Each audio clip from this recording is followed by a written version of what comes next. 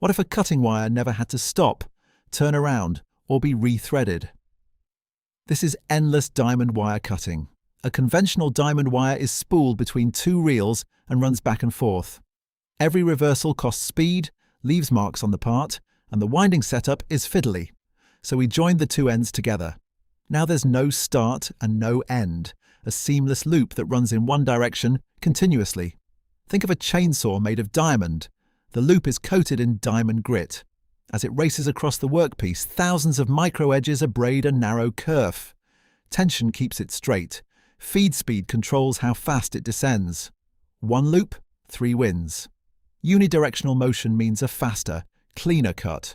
More edges share the load so the wire lasts longer, and it's simpler to install, cheaper to run, and safer than a bandsaw. Lasers can't handle reflective or very thick stock. Water jets need abrasive slurry and lose precision. Bandsaws leave a wide kerf.